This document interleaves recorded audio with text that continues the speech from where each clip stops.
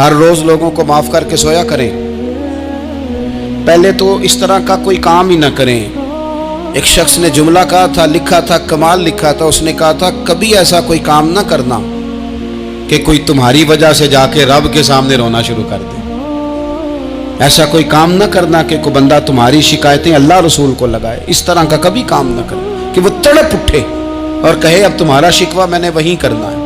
کچھ لوگوں کی شکایتیں کرنی پڑتی ہیں اللہ رسول کی بارگاہ میں بھی، اپنے مشائخ کی بارگاہ میں کر دیتے ہیں. بعض اوقات انسان وہ بے بسی کے عالم میں کرے یا بہت زیادہ تکلیف اسے سہنی پڑے تو تب کرے، ہو جاتا ہے. تو ایک تو ایسا کریں نا، اور کوشش کریں لوگوں کو معاف کر دیں، اپنے دل سے چیزیں نکال دیں. ہم معافی نہیں دیتے، کبھی کبھی صلح تو کر لیتے ہیں، صلح ہو جاتی ہے. پنچایت میں صلح ہو گئی، پھر لڑائی ہوئی، پھر بات شروع سے شروع ہو گئی کیونکہ ہم نے معافی، پھر وہ بات شروع ہو گئی 1955 سے. تو بھی آکھیا سی، تو بھی کیتا سی، وہ بننے والی گل یاد ہی، او بس کر یار، کچھ بھولیں بھی تو. بچے پتہ کیوں خوش رہتے ہیں؟ آپ کو پتہ ہے بچے کیوں خوش رہتے ہیں؟ بچوں کو بات بھول جاتی ہے. اس لیے بچے، اماں نے ادھر 2 تھپڑ مارے 3-4 منٹ پہلے، اور اگلے 5 منٹ میں اماں نے پھر ماتھے کا بوسہ لیا تو بھول گئی بات. اللہ کرے کوئی تھوڑے تھوڑے بچے بھی بن جائیں. یہ جو بہتے سیانے ہیں نا، ان کا بھی اللہ ہی حافظ ہے. عقل زیادہ آ گئی ہے نا. اس لیے اقبال جیسے لوگوں نے کہا تھا خرد کی گتھیاں سلجھا چکا ہوں، یا رب مجھے صاحب جنوں کر دے، صاحب جنوں کر دے، صاحب اللہ کوئی تھوڑا سا مجھے مجنون بھی بنا. یہ زیادہ عقل تو کسی کام کی رہی نہیں، پاگل کر دی، پاگل کر دی. بہت سارے لوگ ایسے ہیں زیادہ سمجھدار ہوتے ہیں، لہذا معافی دینے کو تیار ہے. معافی دیں. جب کوئی معافی کا مطالبہ کرے تو اسے معافی. سب سے مشکل کام ہوتا ہے لمبی لسٹ والے دشمن کو معاف کرنا. لسٹ جس کی لمبی ہو نا غلطیوں کی، ایک آدھ غلطی تو معافی ہو جاتی ہے. کچھ لوگوں کی لسٹ بھی بڑے کچھ عادی مجرم بھی ہوتے ہیں، لسٹ لمبی ہوتی ہے، ان کو معافی دینا بھی تھوڑا سا مشکل ہوتا ہے. لیکن کمال بھی یہ ہے کہ جس کی لسٹ لمبی ہو اسے یک جنبش قلم بندہ معاف کر دے. کو چھٹی ہو گئی، جا تجھے معاف کیا. اور یہ ہمیں کیوں کرنا چاہیے کہ میرا رب بھی ایسے کرتا ہے، میرا رب بھی ایسے، وہ گنواتا تو نہیں نا، یہ بھی کیا، یہ بھی کیا، یہ بھی کیا. حضور فرماتے ہیں، ذرا سننا حدیث، حضور فرماتے ہیں کچھ لوگوں پہ اللہ کرم کی چادر ڈال کے نا قیامت والے دن، یہاں بھی اس نے پردہ رکھا تھا تو وہاں بھی کرم کی چادر ان پہ ڈلے گی. تو اللہ فرمائے گا یہ گناہ کیے تو چھوٹے چھوٹے گناہ اس کے گنوائے جائیں گے. یہ اب وہ ڈرے گا، چونکہ پتہ تے سارا ہے نا سردار نو کیتیاں دا. اب وہ ڈرے گا، چھوٹے چھوٹے گناہ اس کے گنو، تو اس کا خیال ہے بڑے بڑے بھی نہ سامنے آ جائیں. چھوٹی چھوٹی غلطیاں اس کی گنوائی جا رہی ہیں تو ڈر رہا ہے، کانپ رہا ہے. قربان جائیں نبی پاک کے لفظوں پہ. کچھ گلاں اجیاں نے قرآن پاک اجیاں نے، یہ نا میری دادی کہا کرتی تھی، میری اماں کہا کرتی تھی، اے کچھ کام اجائے نے. کچھ گلاں اجیاں نے کہ اتنے دل کردہ صفحہ بند ہو جانا ہے تو معافی ہو جانی، یعنی ختم ہے یہ بات، اس سے آگے کسی نے سوال پوچھنا ہی نہیں. چھوٹے چھوٹے گناہوں کا اللہ تذکرہ فرمائیں، یہ کیا یہ کیا یہ کیا، یا اللہ ہو گیا. اب بندہ ڈر رہا ہے کہ بڑے بڑے بھی سامنے آ جائیں گے، لیکن چھوٹے گناہوں پہ ہی فل سٹاپ لگا کے نا تو رب فرمائے گا یہ جو تیرے گناہ ہیں نا اس کے بدلے تجھے نیکیاں دی جا رہی ہیں. تو نے سچی توبہ کی تھی تو ان گناہوں کو بدل کے نیکیاں بنایا جا رہی ہیں. پہلے ڈر رہا تھا، حضور فرماتے ہیں، اب فٹافٹ بول پڑا، کہنے لگا یا اللہ میں نے تو بڑے بڑے بھی کیے ہیں. یعنی اگر چھوٹوں کی نیکیاں بن گئی ہے تو وہ پاپ کدھر ہیں، بڑے بڑے وہ میرے کدھر ہیں. کریم یہ بات کر رہے ہیں اور صحابہ رو رہے ہیں، میں نے تو بڑے بڑے بھی کیے ہیں، بڑے بڑے کدھر ہیں. اللہ تعالیٰ بندوں کو معاف فرماتا ہے، رب اپنے بندوں کو وہ معاف کرتا ہے. اگر اللہ معاف نہ کرے تو جتنے جرم ہمارے رب کو ہمارا پتہ ہے. بتاؤ سویرے روٹی ملے، سانس ملے، شعور قائم رہے، جب مالک اتنا معاف کرتا ہے تو ہم اس کے بندوں کو کیوں نہیں معاف کرتے؟ کر دیں معاف. اور کچھ لوگ ایسے ہوتے ہیں جن سے امید نہیں ہوتی، اپنے ہوتے ہیں کہ یہ والا جملہ، اور بندہ کہتا ہے یار تجھے تو نہیں نہ کہنا چاہیے تھا، کوئی اور کہتا مجھے. کہتے ہیں، یہ نہ سمجھیں کہ لوگ کہتے نہیں، کہنے والے یہ بات ہی آپ چھوڑ دیں کہ کوئی آپ کو کچھ کہے گا نہیں، یہ چھوڑ دیں۔ مخلوق تو اس طرح کی بات ڈھونڈ کے لاتی ہے کہ انسان پریشان ہو جاتا ہے کہ یار میں یہ کر سکتا تھا، میں نے کیا نہیں، اور جو میں نے کیا نہیں وہ تو نے میرے کھاتے ڈال دیا ہے۔ دو لوگ بیٹھے تھے نا حرم مکہ میں، ایک صاحب کہہ رہے تھے کہ میرے اوپر بدر میں جو قتل ہو گئے کفار، ان کا ذکر چل رہا تھا، تو دونوں گفتگو کر رہے تھے بدر میں ہمارے اتنے لوگ مسلمانوں نے مار دیے۔ تو ایک ان میں کہنے لگے کہ اگر میرے اوپر قرض نہ ہوتا اور میرے چھوٹے چھوٹے بچے نہ ہوتے تو میں تو تلوار لے کے جاتا اور مدینہ شریف جا کے معاذ اللہ بدلہ لے آتا۔ دوسرا کہنے لگا میں دیتا ہوں نا تیرے بچوں کا خرچہ بھی اور میں تیرا قرضہ بھی اتارتا ہوں، تو جا۔ اس نے کہا پکی بات ہے؟ کہا ہاں، قرضہ بھی میں اتار دوں گا، تیرے بچوں کا خرچ بھی اٹھاؤں گا، تو جا۔ اس نے خنجر تیار کیا، تلوار تیار کی، گھوڑے پہ بیٹھا، گلے میں وہ تلوار اس نے اپنے ڈالی اور مدینہ شریف آ گیا۔ اتفاق کی بات یہ کہ ملاقات حضرت عمر سے ہوئی۔ جناب عمر کہنے لگے مجھے تیری نیت ٹھیک نہیں لگتی، پکڑا کدھر آئے ہو؟ کہنے لگا میں تو بدر کے قیدیوں کے بارے میں بات کرنے آیا۔ فرمایا تلوار لے کے؟ تلوار لے کے چل تجھے حضور کے پاس لے کے جاتا ہوں۔ نبی کریم کی بارگاہ میں لے گئے تو حضور فرمانے لگے کیسے آئے ہو، کیسے آنا ہوا؟ کہنے لگے جی میں تو بدر کے جو قیدی آپ کے پاس ہیں ان کی بات کرنے آیا تھا۔ تو حضور فرمانے لگے چل پھر باقی کی میں سناؤں۔ خیال آیا مسلمان نیک و بد پہچان جاتے ہیں، محمد آدمی کے دل کی باتیں جان جاتے ہیں صلی اللہ تعالی علیہ وسلم۔ فرمایا میں سناؤں؟ حضور کیا؟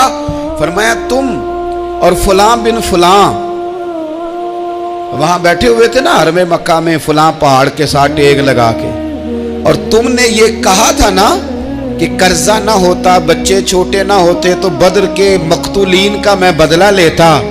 یہ سارا کچھ طے کر کے پھر آئے ہو تلوار لے کے، اور یہاں کہتے ہو میں قیدیوں کے بارے میں بات کرنے آیا تھا۔ اس کے تو پسینے چھوٹ گئے، وہ تو بے حال ہو گیا۔ اس نے کہا اس کا تو سوائے اس کے اور میرے کسی کو نہیں پتا، اور اگر آپ کو پتا چل گیا ہے تو پھر آپ اللہ کے سچے رسول ہیں۔ تو حضور اگر آپ کو پتا چل گیا ہے کہ میں قتل کرنے کے ارادے سے آیا ہوں، میں معاذ اللہ بدلہ لینے آیا ہوں، اللہ کرے آپ کو سمجھ آئے میری بات کی۔ یعنی ایک تو یہ ہے کہ بندہ وہ پکڑا گیا ہے، اور ایک یہ کہ کسی کو پتا چل گیا ہے کہ یہ اس کام آیا ہے۔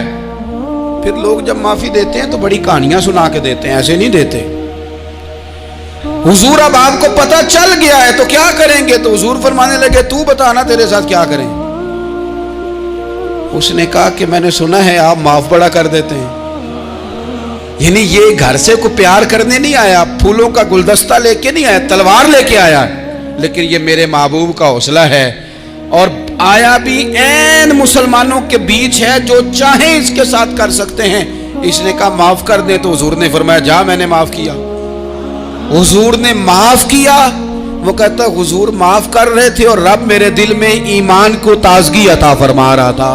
حضور نے معاف کیا اور میں نے کلمہ پڑھنا شروع کر دیا۔ ایسے لوگ سامنے کھڑے ہو گئے فتح مکہ کے دن کہ جن کے چہروں سے ان کی زیادتیاں عیاں ہو رہی تھیں، ان کے ظلم چھلک رہے تھے چہروں سے۔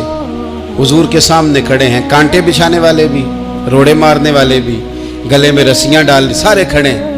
حضور نے فرمایا بتاؤ تمہارے ساتھ کیا سلوک کروں؟ انہوں نے کہا آپ کریم ہیں۔ تو حضور نے پتہ کیا کہا؟ قرآن پاک میں ایک سورہ یوسف ہے،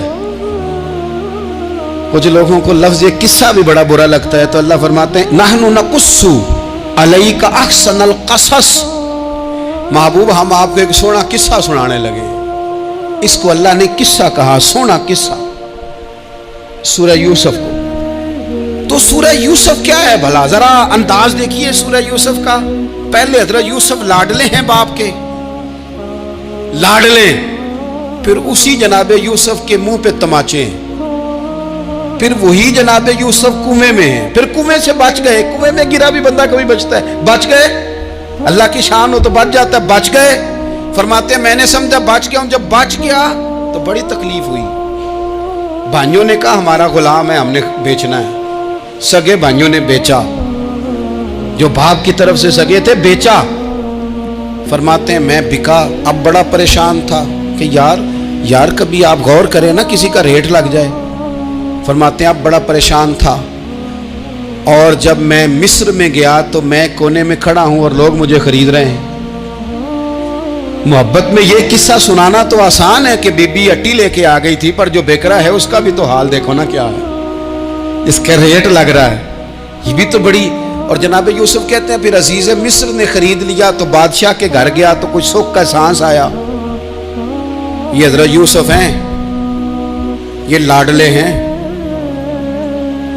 फरमाते हैं सुख का सांस लिया ही था कि जनाब जुलेखा ने इल्जाम लगाया, और वो गलती माज़अल्लाह जिसका तसव्वुर भी नहीं, उसकी पादाश में सालों जेल काटा। लेकिन खुदा की हिकमत है ना, अल्लाह का करम है ना, जिस मुल्क के वो कैदी थे रब ने उसी मुल्क का हुक्मरान भी बना दिया। ये अल्लाह की हिकमत है ना, तकाजे हैं ना। सुबह के तख्त नशीं शाम के मुजरम ठहरे, हमने पल भर में नसीबों को बदलते देखा। वो जो चाहे जब चाहे कर दे।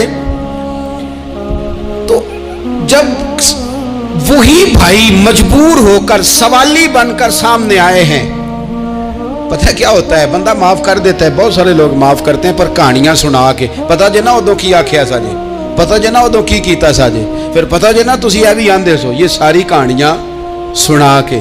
लेकिन हजरत यूसुफ के सामने खड़े हो गए, जनाब यूसुफ ने बात छेड़ी कोई नहीं, फरमाया तुमसे बात ही कोई करनी, जाओ तुम्हें सारा कुछ माफ किया।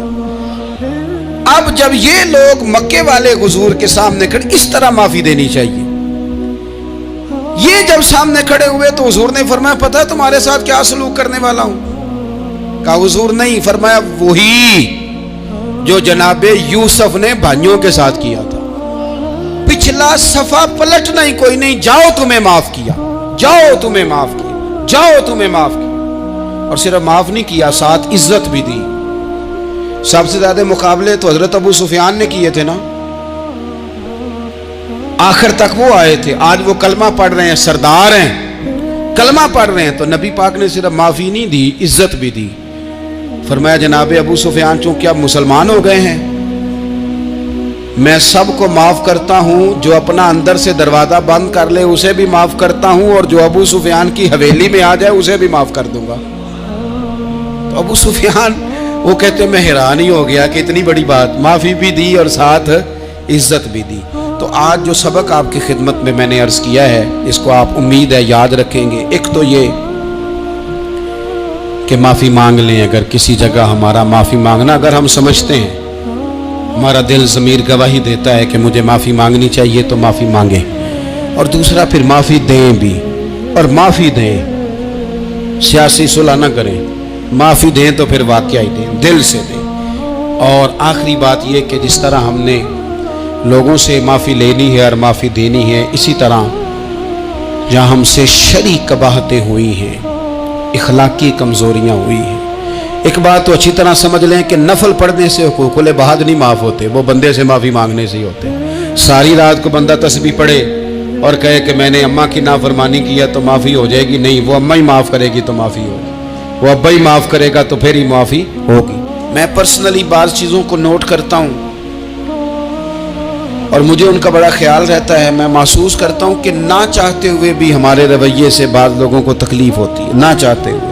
तो हुकूकुल इबाद के मसले में हम ज़्यादा कमज़ोर हो जाते हैं। आज ये सोचना है कि वो जो मेरी जिम्मेदारियाँ हैं, जो शरीयत ने, दीन ने, इस्लाम ने, और कुछ मैंने खुद कहीं शागिर्द बनकर, कहीं इरादतमंद बनकर, किसी जमात का मेंबर बनकर, किसी मस्जिद की जिम्मेदारी लेकर, किसी वेलफेयर काम की जिम्मेदारी लेकर, किसी गरीब की जिम्मेदारी लेकर, किसी मजदूर की जिम्मेदारी लेकर, जो मैंने अपने ऊपर खुद चीज़ें ज़रूरी करार दे ली हैं, मैं उनमें कहाँ तक कामयाब हो सका हूँ अपनी जिम्मेदारियों का। हज़रत मुआविया बिन खुदैज रज़ी अल्लाह तआला अन्हु एक सहाबी हैं, वो फरमाते हैं कि मुझे हज़रत उमर ने कहीं भेजा था जिहाद के लिए, तो मैं वो कामयाबी की खबर लेकर दोपहर को लौटा। तो अरब शरीफ के अंदर चूँकि गर्मी ज़्यादा होती है, मैंने मुनासिब नहीं समझा कि मैं हज़रत उमर को दोपहर को जगा के खबर दूं कि हुजूर बेफिक्र हो जाएं, अल्लाह ने कामयाबी दे दी।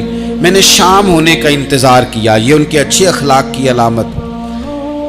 आला ज़रफ़ी की बात बता रहे हैं। कहते मैंने शाम होने का इंतज़ार किया, मगरिब के वक़्त या असर के वक़्त मेरी मुलाकात हुई तो मैंने हज़रत उमर से कहा कि हुजूर अल्हम्दुलिल्लाह अल्लाह ने कामयाबी दे दी, जिस मुहिम पे आपने भेजा था वो अल्लाह के फजल से उस मुहिम से कामयाबी हो गई।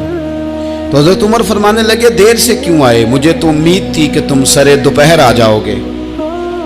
मैंने कहा हुजूर मैं दोपहर को ही गया था, दोपहर को ही गया था, पर सोचा कि आप आराम में होंगे। क्या जवाब है, और क्या उस जवाब के अंदर बहुत सारे लोगों की तर्जुमानी है। हज़रत उमर फरमाने लगे आराम करता था मैं, पर वो दौर गुजर गया। अब तुम दोपहर की बात करते हो, अब तो रात को भी कम मिलता है। वो था एक दौर। अब जब अपने जिम्मे खुद जिम्मेदारियां ज्यादा ले ली, अब क्या पता कि कोई कहां से चल पड़ा है तुझे मिलने को। वो दौर गुजर गया जब तू सोता था, मन चाही जिंदगी बिताता था। अब तूने खुद ये फैसला किया है। अब तो मैं भाई, तुम दोपहर की बात करते हो, मैं तो रात को भी गश्त करता हूं कि कोई जरूरतमंद तो नहीं, कोई हाजतमंद तो नहीं। तो जो हमारे जिम्मेदारियां हैं उनमें नाजुक हद तक इमाम बहकी रवायत लाए हैं। एक सहाबी थे जो हुजूर को हंसाया करते थे, हुजूर को हंसाते थे, नबी पाक को बड़े प्यारे थे। इस तरह के भी कुछ बंदे होने चाहिए, इस तरह के भी कुछ बंदे। सहाबाए किराम अलैहिम रिदवान फरमाते हैं जब हुजूर गम उम्मत में परेशान होते थे तो हम मुंतज़िर होते थे कि कभी वो हंसाने वाला आज आ जाए ना, दो चार बातें ऐसी कर जाए ना हंसाने वाली, तो मामला ठीक हो जाए। कुछ लोग ऐसे होते हैं जिनको देख के ही चेहरे पर ताजगी आ जाती, मिसले तावीज़ होते हैं ना कुछ लोग, वो जब भी मिलते हैं शिफा होती है। तो ये हुजूर के पास बैठे हुए थे और हंसाने वाली गुफ्तगू कर रहे थे। तो नबी पाक भी इनसे बातें करने लगे। तो बात करते करते ना हुजूर ने उंगली इनकी तरफ बढ़ाई तो इनके वजूद को उंगली लग गई। एक तो वो रवायत है ना कि सफ़े सीधी कराते वक्त हुजूर तीर के साथ सफ़े सीधी करा रहे थे तो एक सहाबी के पेट पे लग गया, उंगली लग गई। अजीब दीवाने कहने लगे आपने मुझे तकलीफ दी है, माज़अल्लाह उंगली चिबो दी, मैंने तो बदला लेना है। हमारे यहां मसला ये बन गया है कि कोई बड़ा आदमी भी अपने आप को कानून के हवाले नहीं करता।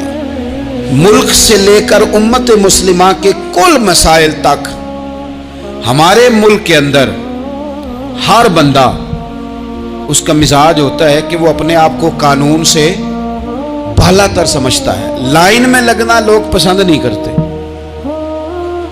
ये एक बहुत बड़ा मसला है। हुजूर सल्लल्लाहु अलैहि वसल्लम की उंगली लग गई तो कहने लगे आपने तो मुझे तकलीफ दी है, मैं तो बदला लूंगा। तो हुजूर ने फरमाया ले ले बदला। अपने आप को कानून के हवाले बड़ा आदमी जब करता है तो कानून की इज्जत बढ़ती है, कानून का वकार बढ़ता है सोसाइटी के अंदर। फिर